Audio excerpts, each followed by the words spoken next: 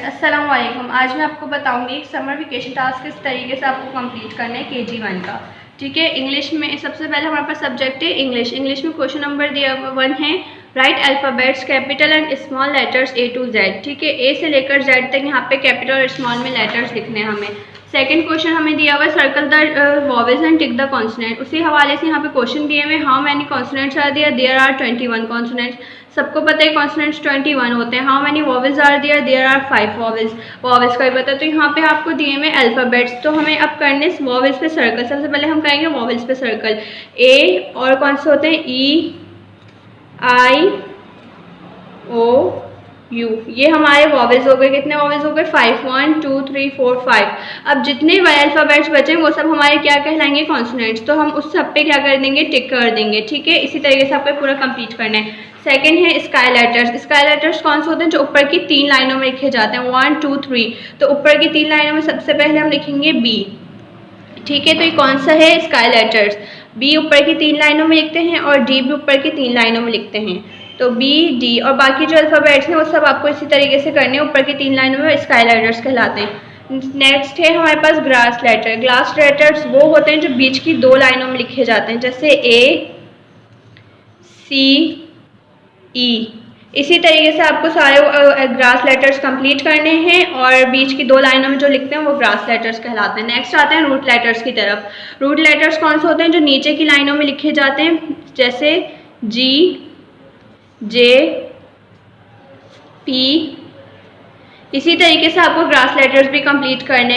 ठीक है, तो नीचे की 3 लाइनों में लिखे जाते हैं वो रूट लेटर कहलाते हैं। अब आ जाते हैं हम short sentences. Read and right the short sentence.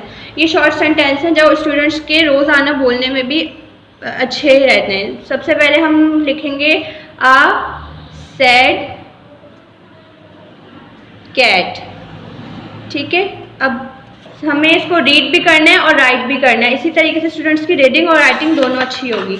अब सेकंड हमारा सब्जेक्ट आ गया है मैथ्स। मैथ्स की तरफ चलते हैं। मैथ्स में हमें सबसे पहले क्वेश्चन दिया हुआ है 51 to 100।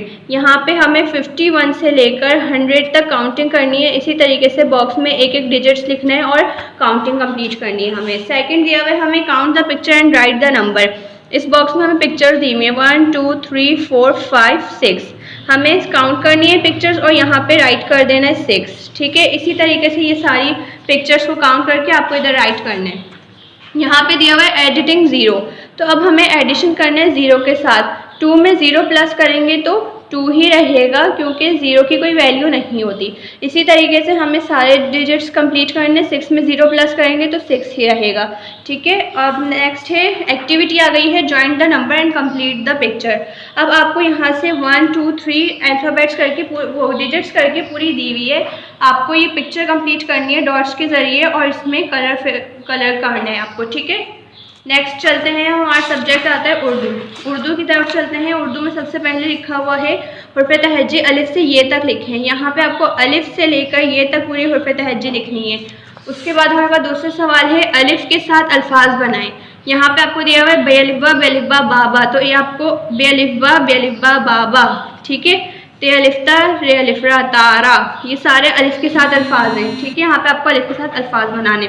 यहाँ पे ये के साथ अल्फाज बनाए बे ये बी। दाल ये दी दी। इसी तरीके से आपको ये complete. Subscribe our channel for more videos, like and share.